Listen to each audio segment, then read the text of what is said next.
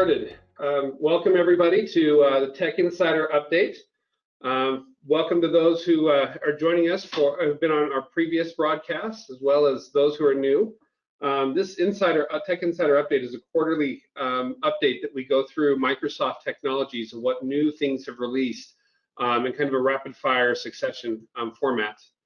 So for this, we have everyone muted on here, but if you have questions as we go through the content, please feel free to use the chat feature. We'll try to reply as much in real time as we can, but replies may come after the session is over as well, whether in the chat or through email. We're also going to be providing a survey at the end for everyone to be able to fill things out. So just to give a little bit of information about JourneyTEAM. JourneyTEAM, we're 90 plus members. We've been around for about over 26 years now. We've got, as you see, 300 active customers in the past 6 to 12 months. We've got 6 gold competencies. And over the past 5 years, we've helped helped complete 1,300 projects through the various customers that we work with. A couple new updates for us as well at JourneyTEAM. We just recently were announced as a Partner of the Year for Dynamics 365 Customer Engagement in the Media and Communications segment. We also were awarded the Eagle Crystal Trophy, which is awarded to partners who are in the top 5 in helping customers implement software around Business Central.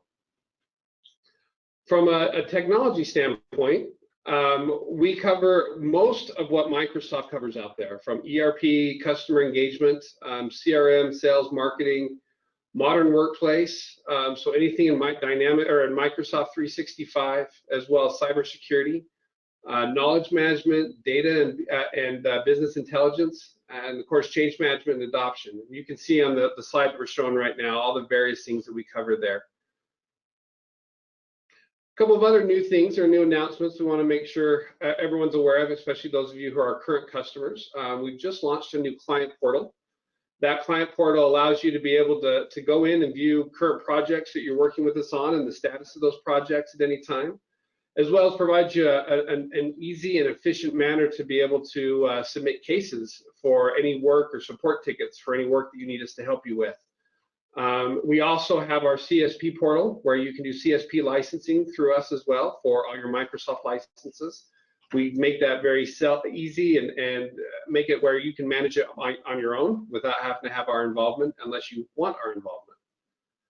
Finally, we know we're coming up, for those of you who are very familiar with our annual Business Technology Summits. We recently sent out a survey to those of you who have attended in the past, and we've got really good response.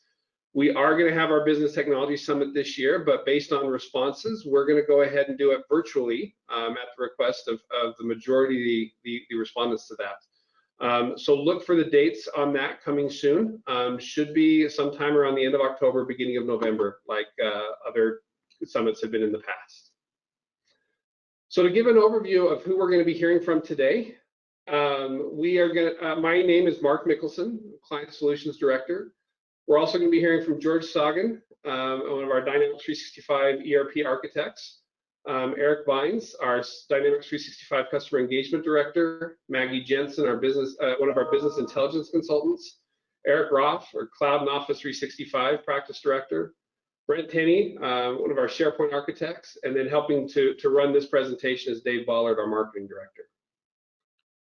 For the agenda today, we're going to start off on Cloud Office 365 and Azure AD changes. We're going to move on to Microsoft Teams, SharePoint document management, Dynamics 365 customer engagement, then hit the Power Platform with Power Automate and Power Apps, as well as Dynamics 365 Business Central, and then wrap up with some Power BI and business analytics conversations. So without further ado, I'm going to turn the time over to Eric Roth and let him take it from here. All right.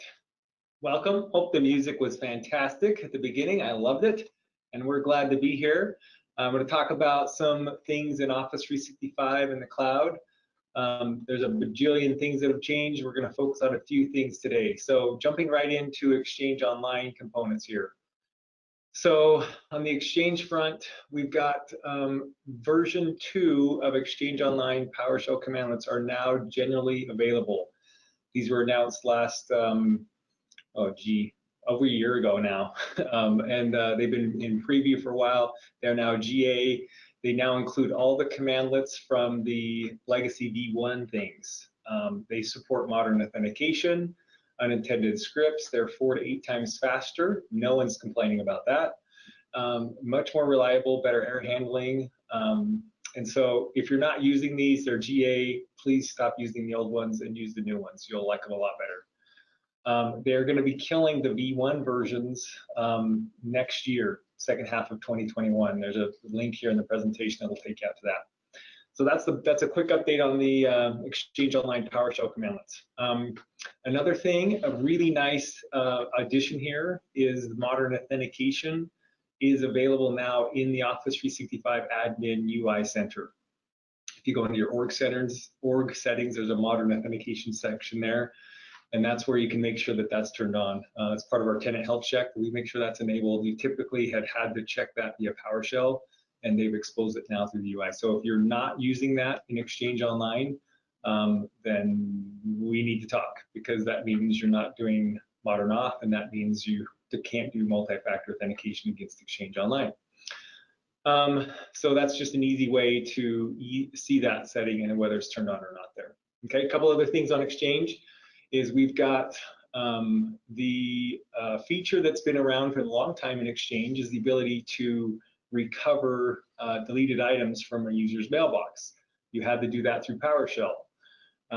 So a lot of smaller clients didn't know about it, didn't know how to do it. It was more involved, and they've now given us a nice UI in the Exchange Online Admin Center, or really the Office 365 Admin Center, that allows you to really easily go into here and recover deleted items from a person's mailbox and get that data back really easily. So there's a reference here to how you can do that. You have to have the right role to do this, so there's a little prereq there to getting that going, but it's a really nice little feature there if you want to get back someone's stuff that they deleted or that disappeared for them. Okay. Next is some updates coming to the Outlook app on mobile devices. There's some more controls coming around conditional access to control the Outlook app and how that is secured in the data that lives there. Specifically on the Android platform as well, we have password complexity for using the Outlook app, and so that you have a higher degree of security around your corporate data sitting in the Outlook app on a mobile device. Okay. They can choose their password complexity that is required for that. Let's see. Booking workspaces is support on both Windows and Mac. So this is the feature that's coming with the Outlook update to be able to book out workspaces and see what those schedules look like there. So capacities and who can submit access to workspaces is also coming there. So next piece here, team calendar access for Exchange on-prem. So everyone that's got Exchange still on-prem and is using Teams in the cloud, this has been a pain point where the Teams client couldn't see your calendar because it lived on-prem. There is now support for that. There's a fair amount of prerequisites you have to have in place. But if you're not ready to move mailboxes to the cloud and you're wanting to use Teams, this could be a really nice addition so that you can get to your calendar integration from on-prem Exchange up into Teams Online. Okay. If you are using Intune and accessing Exchange on-prem through this Intune connector, that is being phased out. And so if you're doing that, come talk to us and we can help you figure out what the path forward there is on that on-premise Exchange access through Intune. Okay, so that's the second update there. Okay, that's enough Exchange. Let's jump into some Azure ED pieces here. There's some neat stuff coming down the pipe here. So popping right into this, if you are using Workday as your HR platform, there is a bunch of updates around integration from Workday or HR as a master into Active Directory / Azure Active Directory. Okay, the concept here is that HR drives user provisioning and deprovisioning, and the IT can get out of that work a little bit and HR determines who's getting hired. When they get hired, they get an account created automatically, those kind of things. So disabling of the Azure AD account disables account in Azure ED if the hire process is rescinded, right? So HR can control the fact that this user left employment and those kind of things. Okay. Azure ED Graph API updates. If you are talking to the Azure ED Graph, not to be confused with the Microsoft Graph. Microsoft Graph is like the one monster API that you can talk to get to all kinds of services in Office 365, Azure being one of them. Prior to the Microsoft Graph existing, there was an Azure AD Graph API specific to the Azure AD service, right? That's going away. Wait, they would rename things, the names of other things that you would use? Shocking, absolutely. I'll have to help Bynes understand. Thanks for that clarification. I'll get him through it, yes. So yeah, if you're using Azure ED Graph, stop, it's going away. The features are moved into the Graph API. And there's a link here of how to get off of that if you're using that, okay? Next slide, we've got access reviews. This is fantastic. This is part of your cloud governance strategy for identity and access management. Who has access to what? You can target that to specific groups and users now. You can automate this through the graph if you're interested.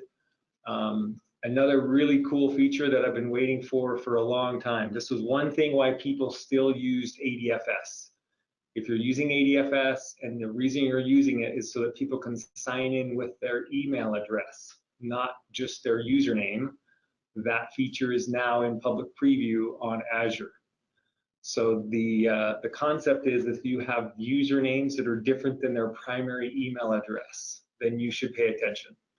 Okay, so that allows us to authenticate to Azure with an email address that's different than their username without having to go change people's UPN or their username to match their email address. Okay, so that's a big deal. It's called alternate login, alternate ID login, and ADFS has had it for years, and it's now available for Azure ED native authentication, pre-select feature. Updates to remote desktop. If you need to RDP into servers and you want to secure that over the internet without opening port 3389 to the internet, which if you're doing that, please stop, come talk to us. Someone will compromise you. App proxy allows us to publish remote desktop services through the web and securely put that behind Azure single sign-on, multi-factor, etc. Another really cool thing that is now general availability, a lot of people are not even aware of this, so I wanted to bring it up here. The ability for end users to go to mysignins.microsoft.com and see exactly where their account has been logged into from, what device was used, what IP address, what location on the planet. The user can then report that wasn't me or this was me. So Microsoft will report this looks like it's risky behavior. Was this really you? And if you say no, and it was a successful login, the user immediately gets walked through password reset. Okay, so super helpful. Administrators should all go out and hit this link right now, mysignins.microsoft.com, and start becoming familiar with what this what information this shares with you. Okay, I think that's all I've got. What's the next slide? I think we're wrapped up. Oh, Intune, thank you. Intune update. So a project that we've been doing that's been a lot of fun is a feature that recently rolled out, which allows us to do Autopilot for Azure ED hybrid join scenarios. So what the crap is that? Let me be specific. This allows you to domain join a Windows 10 computer when that computer is off your corporate network and using the Autopilot framework of Intune. The user experience would be they get a new laptop, they unshrink wrap the thing, IT never had to touch it, they turn it on, and it domain joins itself through Azure and then becomes enrolled in Intune, and you can manage applications and stuff to it, but it's still traditionally domain joined. That's been there for years with Azure ED join devices, but to actually get them domain joined to on-prem, it does not require VPN. There's a special connector that routes through the cloud back to on-prem to actually create the computer object in Active Directory. So if you've been interested in Autopilot, but you're not ready to take the full-on plunge to Azure ED joining the Windows 10 device, and you still need group policies and you still need some on-prem Active Directory join traditional models, then this is a pretty cool story for you, okay? If you hear it called Microsoft Unified Endpoint Management, it's a little longer to say than the word Intune, but this is their kind of newer phrase or new name for you calling Intune, and it provides some additional visibility and management capabilities around managing devices and users and applications. So that's the big thing I wanted to share about Intune and Autopilot. I've taken enough time, so I'm going to hand it over to Teams, which is Brent. All right, just a couple of quick updates in Microsoft Teams. The first one is a new Tasks app and tab. So this is going to be available on the desktop client, the web client, and the mobile client. There's a couple of flavors of it. There's an app flavor, which is again that left-hand navigation in Teams, and that gives you access to your planner tasks and your personalized to-do tasks. So we're sort of merging these team and personal task lists together in this new Tasks app. One note about the app is that guest users are going to be limited to only the mobile client for now. So if you've got a guest account in Teams, they're not going to see it in the desktop or web experience. And then if you drill into a team and go to a channel, you can add the tasks tab across the top navigation in your channel. Just a note there, that's only going to show the planner tasks, but it's a cool new way to have insight into your tasks and track those across both your personal tasks and your team tasks. Next slide is Together mode. This new update on video conferencing capabilities within Teams.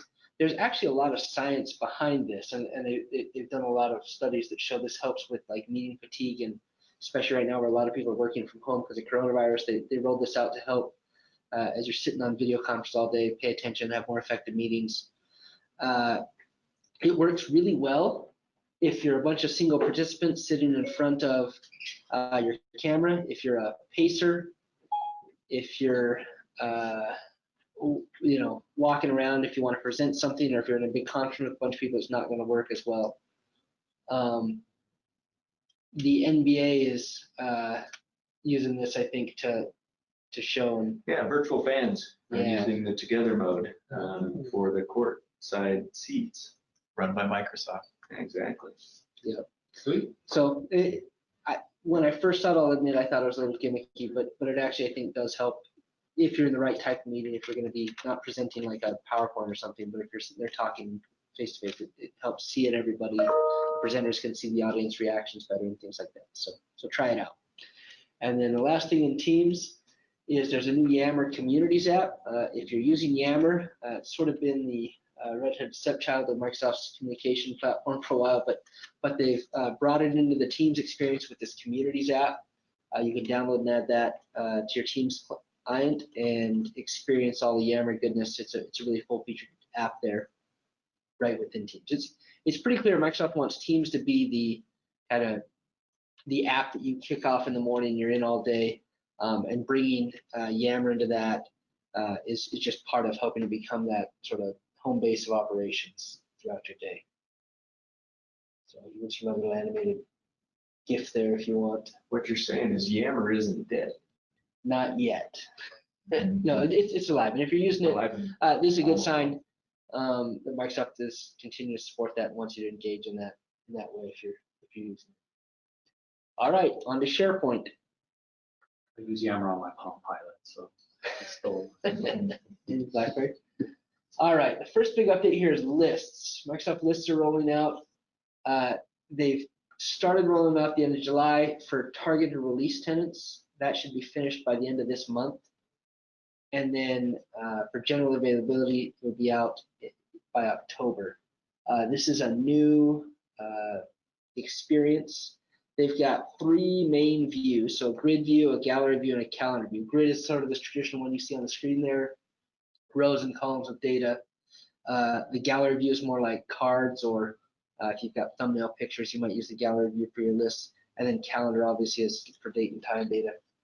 The along with the new list experience, the lookbook has 8 or so templates available for things like asset manager, event itinerary, issue tracker, or onboarding checklist, just kind of starting templates to get you started using this Microsoft Lists experience.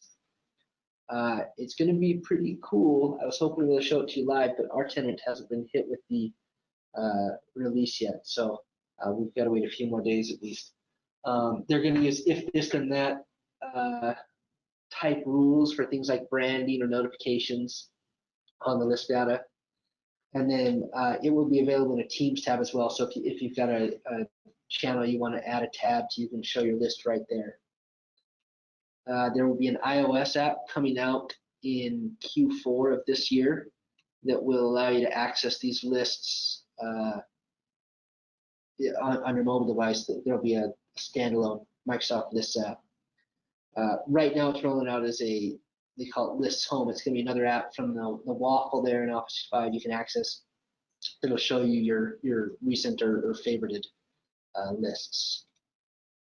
So far it's been a bunch of cool new features that are coming out. If you're sort of tuning in and out as you're paying attention, please pay attention for the next like 10 seconds. This could be really impactful in your business if you're using these. So Microsoft is deprecating SharePoint 2010 workflows. They're going away. They're going to stop working on November 1st, 2020. So if you're using those, if that just got your heart rate pumping, if you're stricken by a little bit of panic, don't worry. There's still time to do something about it. Please don't wait until November 1st or 2nd to call us and say, my SharePoint workflows quit working though. We can address this now or start addressing this now. So there's a Microsoft scanner, modernization scanner we can run against your tenant that will tell us where you're using SharePoint 2010 workflows and how suitable they are for upgrade to Microsoft Flow or Power Automate. So yeah, this only applies to SharePoint Online. If you're in SharePoint Server on premise, don't worry, you're safe for years and years, no stress. But if you're in SharePoint Online and you think you have SharePoint 2010 workflows, even if you don't know, contact your JourneyTEAM account manager, get it set up, and we'll schedule a time to run this modernization scanner against your tenant. We can find out, and we can take steps to address this before Microsoft turns them off. So, yeah. Kind of a big deal. Kind of a big deal if you're using SharePoint 2010 workflows. Yep, be aware. Let's be proactive. Let's get it fixed before stuff breaks on November 1st. All right, customer engagement, cornerstone of our Power Platform. What we'll be covering today are some of the key items that have come out and that we've ran across or encountered through some of our project work. First off, going to start with a tie-in to some of the team's information that is coming out in rapid fire from Microsoft. And this is where in the event management in marketing, where you can host either an online or a hybrid event, meaning it's an on-site and an online, you have the ability to select Teams as your webinar configuration. And now in this month, coming to preview, is the ability to run a Teams live event from the Dynamics marketing event.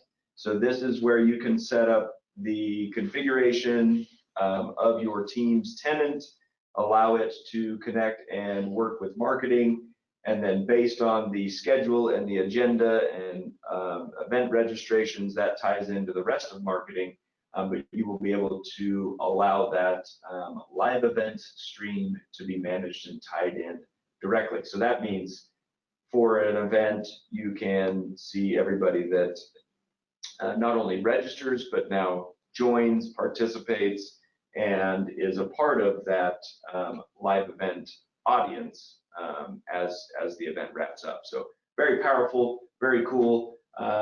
We are just waiting, like the SharePoint thing, for us to be able to get that in and part of the Dynamics marketing.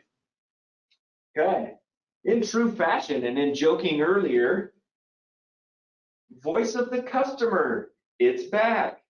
It's now what was Forms Pro. So it used to be voice of the customer. They ripped that out. They came out with Forms Pro. Now they've decided to relabel that as voice of the customer, not to be confused with, the old one, and now it is customer voice. So don't worry, they've only changed it 3 times, and Mark just pointed out that in the last 2 days they've changed it. So And they'll change it again because that's still not going to be what they stick with. yeah, it's almost too easy to say customer voice. So my bad, you see it in the screenshot there. I got to keep my slides updated. Now, what is nice about this is that it doesn't have to run directly from Dynamics. It also runs on DataFlex. Another name change there, guys. That's the Common Data Service, if you didn't see that announcement. But you are able to conduct surveys from customer voice. I'm going to get this. It's going to trip me up at some point. Forms Pro, voice of the customer, customer voice, from the Power Platform or directly in Dynamics 365. Now, the reason why I put in the marketing piece is that it works directly with your customer journeys. It also works with, case in point, what we just talked about, your post-event surveys. So it is a very easy, intuitive interface. If you were using Forms Pro, you're familiar with that. You design your questions, you design the steps. There is conditional logic and branching and how you get to ask and conduct those surveys. But that is now being rebranded and rolled out and more deeply embedded into the Dynamics 365 framework and the Power Platform / DataFlex framework. I wonder if we can get some more name changes as we go through this. Okay, deep breath for me as I go into this next one. This is huge. So for everybody that was an on-premise user and you went to online, you started cursing Fetch XML because you're like, why can't I just query the database?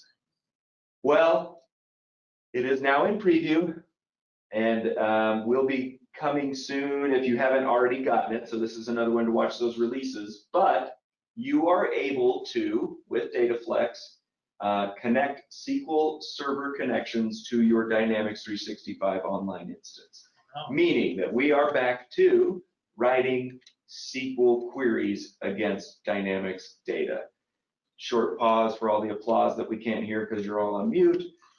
But in all seriousness, this has been long overdue. It is something that is just as good as strawberries and ice cream and nerds and computers, right? Getting SQL back with Dynamics is a reunion we've all waited for. Some of the filtering that's available, or some of the operations, I should say, are your common filtering, unions, joins, standard, give me counts, maxes, all those types of things. However, it doesn't let you use updates, inserts, or deletes. So remember, this is just going to be, I need to pull data, I want to run some queries, I want to assess my data sets. It isn't replace a plugin or the SDK with SQL commands to do record updates. Not yet. Maybe that'll change. Because I'm pretty sure they want you to go to Power Automate and DataFlex to use those instead of SQL. All right, but anyway, super cool. Hope everybody goes and looks at that. We'll have information about that in the deck that'll be available afterwards.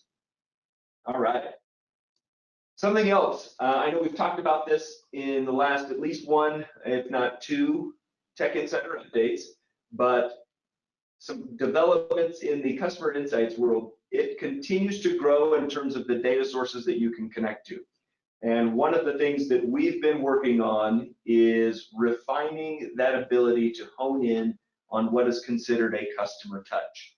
So we have used customer insights as the customer data platform to pull together Exchange, Teams, and Dynamics data, but you could connect this to really any other data source that identifies your customers. So if you're on BC or an ERP platform, if you're keeping your customers in an Excel spreadsheet, shame on you, but I know it happens. This allows us to tie all of those systems together and then go and gather our data around Exchange and Teams. So think of like phone calls, and if you're adding guests to your tenant for conversations, we're able to come back with both individual or customer measures and business measures that tie these little tile cards together. And then because it's customer insights, you can use these tiles and embed them into your Power Apps, Dynamics, and other tenant-connected sources or platforms. So very cool, something that we have and are ready to put out for an offering and available as a co-sell with Microsoft. But if you are interested in learning more about it, please hit us up and we'd be more than happy to talk through how you guys could leverage customer insights. And last, there has been some continued development and updates within the field service application on Dynamics. Traditionally, there's been two approaches to a mobile device. You either used the native Dynamics mobile device or you used the Resco Woodford mobile solution. There were advantages to the Resco Woodford mobile solution. Many of those have now been replaced or taken care of in the Dynamics app. One of the big ones is now the geofencing capability. I should also mention that offline capability has gotten much better on the Dynamics app itself, but we are able to manage geofencing within the native Dynamics app. So very cool there. We're getting ready to release this with a couple clients right now where we're, instead of using the traditional Resco app, we have shifted over to the Dynamics app for operations for the field techs.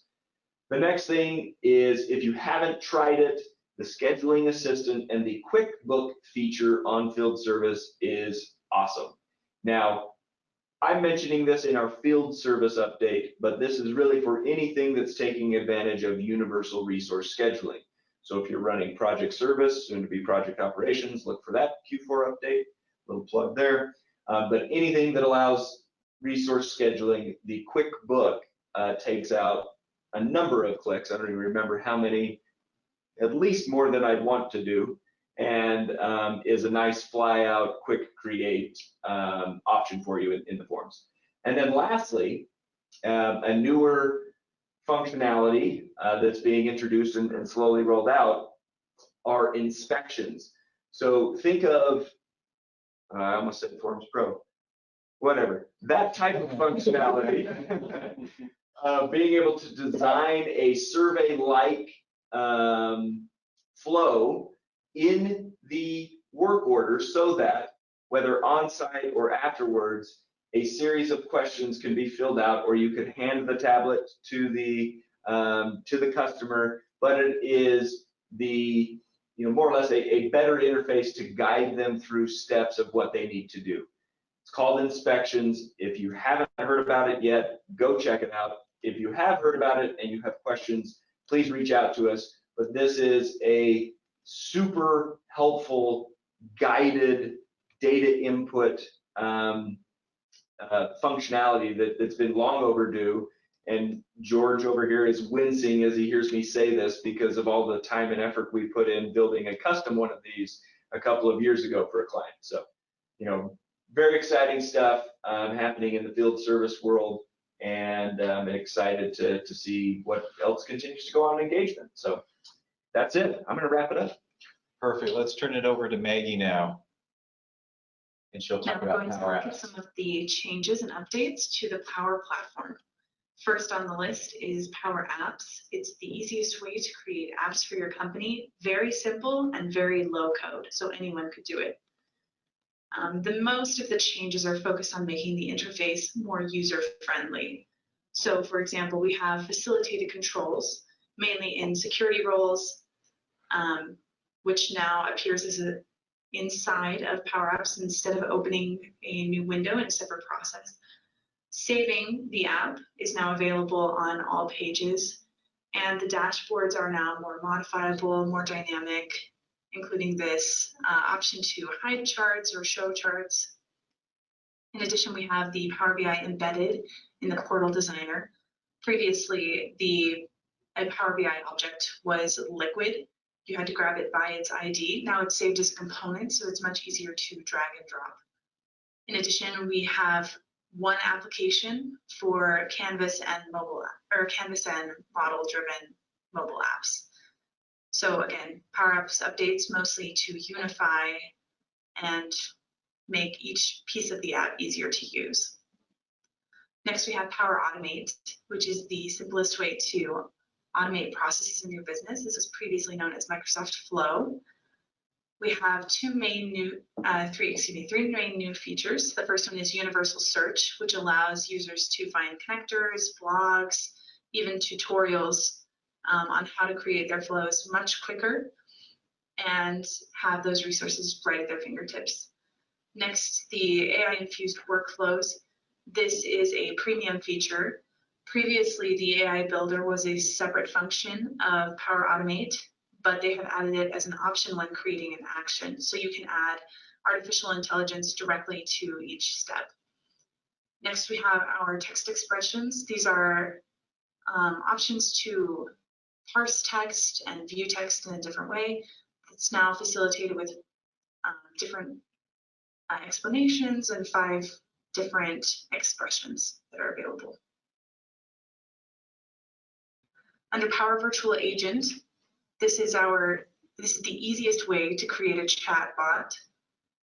We have several new features. So Power Virtual Agent was just released in December of 2019, but is growing in power and in scope, and you can actually do a lot with the resources available now. So some of those features, they've added it to Power Apps in the portal. So directly from Power Apps, you can add a chatbot or create a chatbot. You can also create global variables to add context. So if a customer is asking about a specific product, you can save that product, and in a different chat or in a different situation, you can ask about that product again. They've made it more collaborative, so multiple users can edit different conversations within the same bot. And in addition, they've added many different languages to preview: French, German, Spanish, Italian, Portuguese, and Chinese. This will allow bots to become much more useful for companies that work internationally or with customers using different languages. Each bot is allowed 1 language, but these will quickly be supported and open to the general public in a couple of months. We also have the option to import and export bots to different environments using solutions. So if you need a bot that you've created somewhere else, it makes it very easily transferable and allows you to use that work in other places.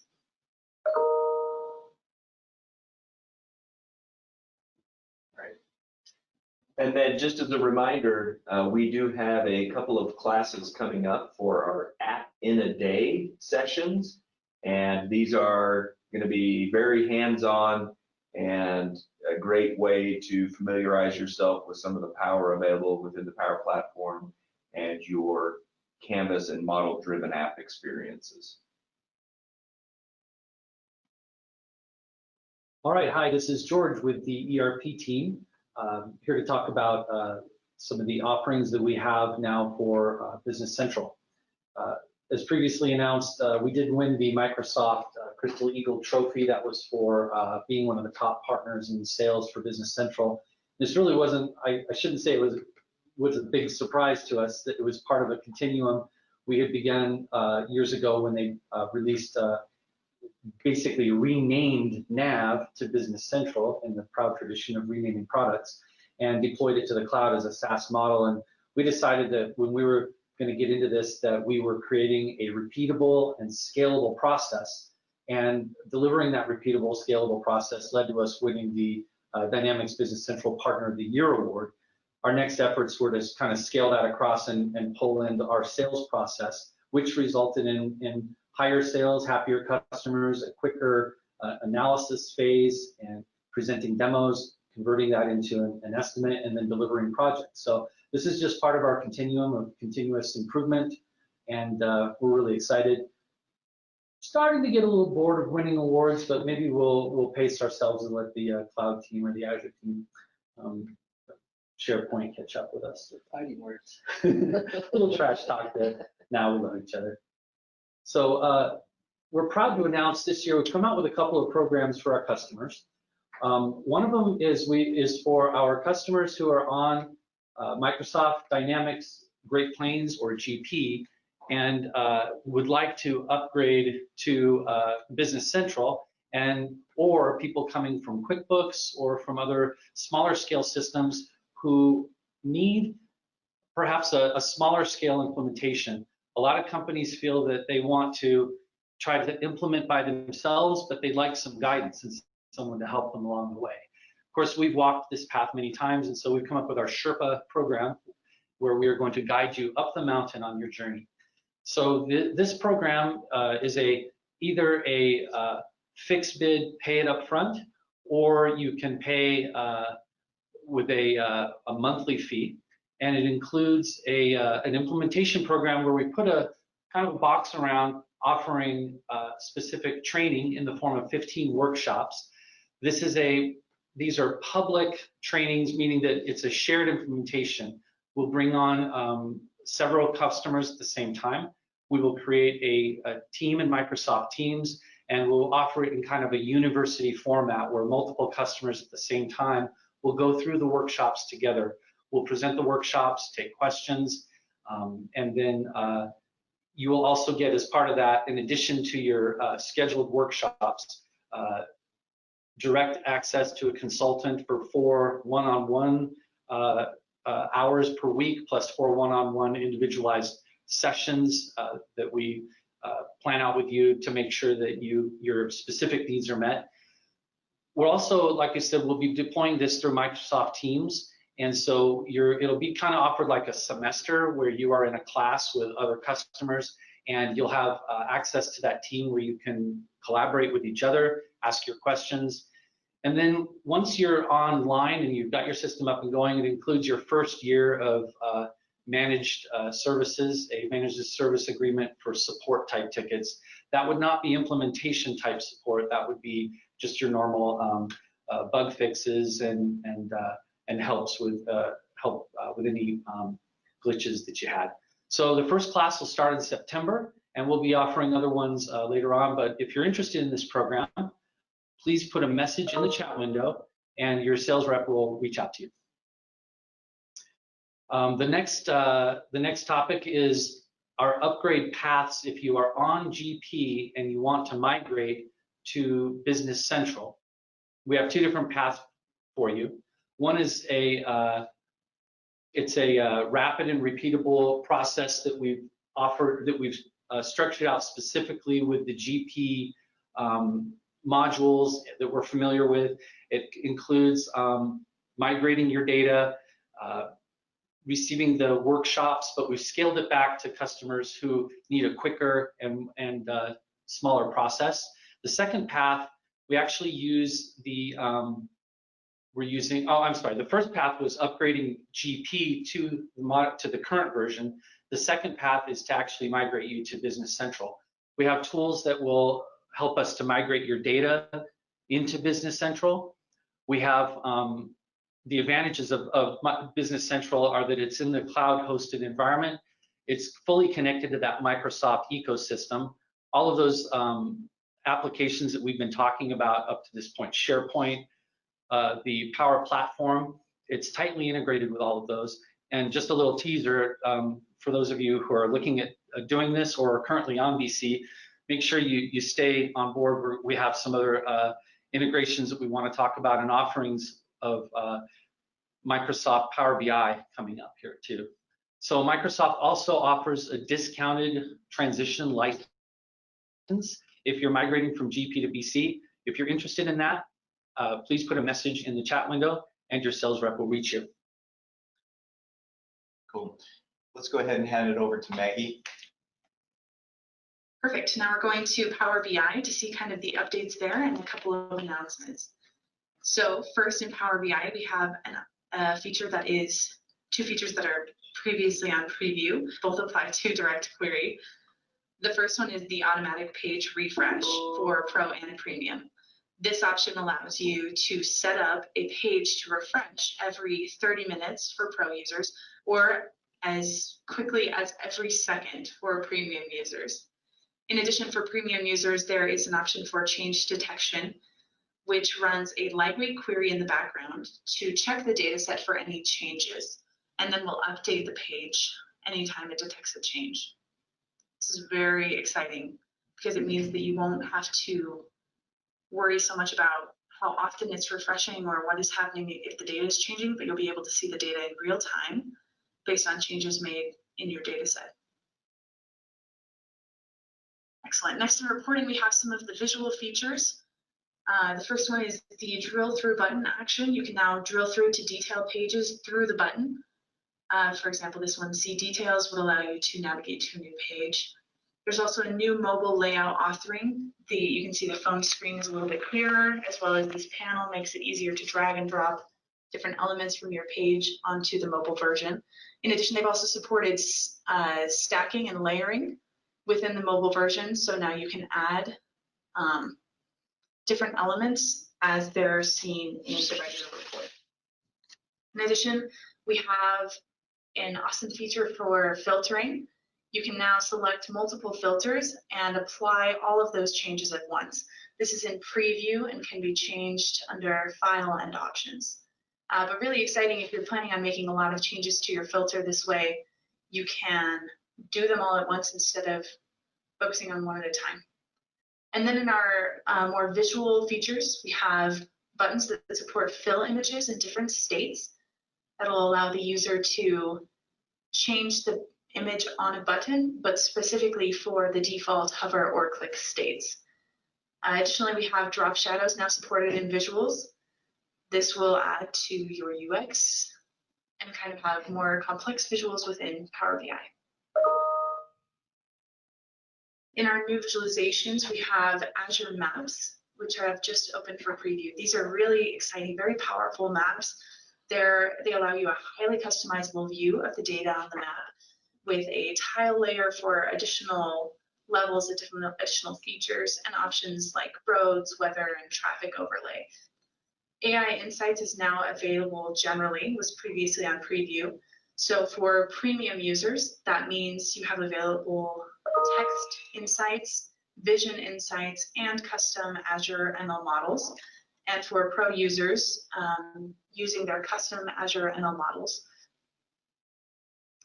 One amazing feature for all of the Excel lovers are the new 49 Excel financial functions that have been added to DAX.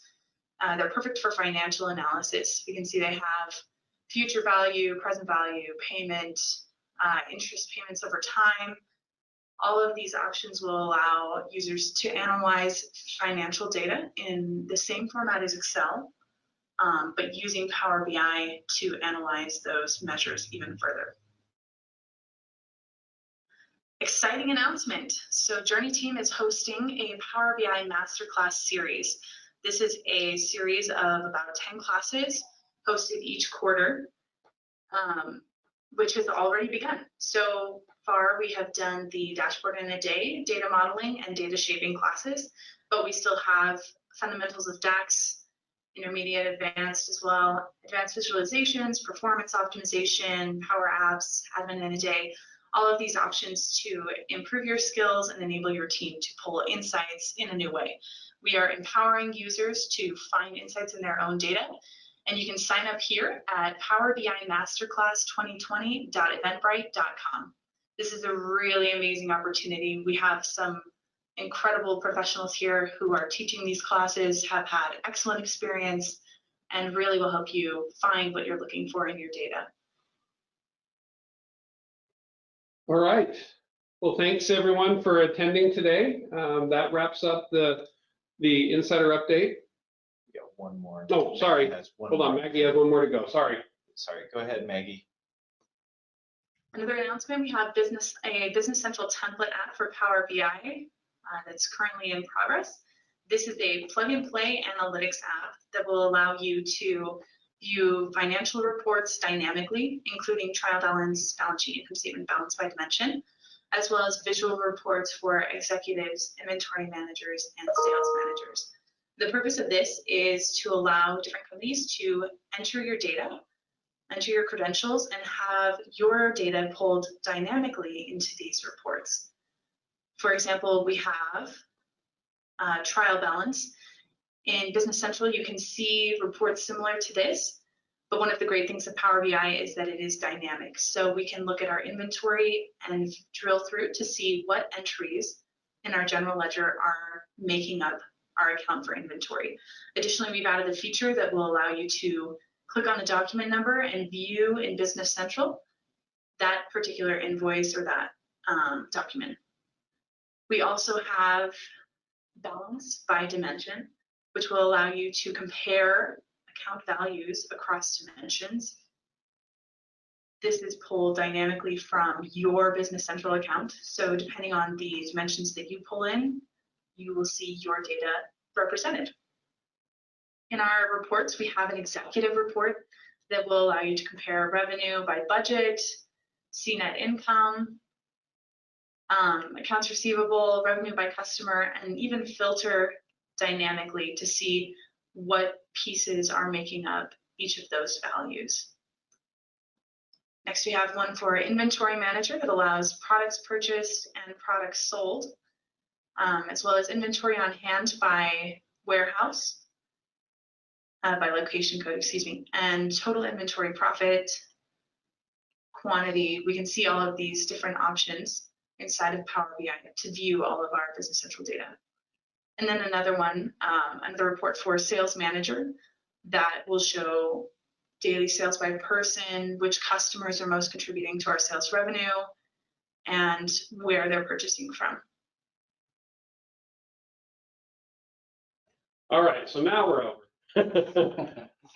Thank you everyone for attending. There will be a recording of this presentation that we'll make available to you afterwards, so watch for that. Also, as I mentioned at the beginning, a survey will be coming out. You should be getting that moments after this call ends. So please be sure to take that survey. Please let us know if there's anything that you want answers on that you know about that we didn't cover. Obviously, there's a lot of technologies Microsoft has released, and we tried to get on the things that we feel will be the most important for you. So if there is anything, let us know, as well as any feedback that you'd like for us to improve these updates for the future. So thank you. I hope everyone has a great day, and we'll talk to you soon.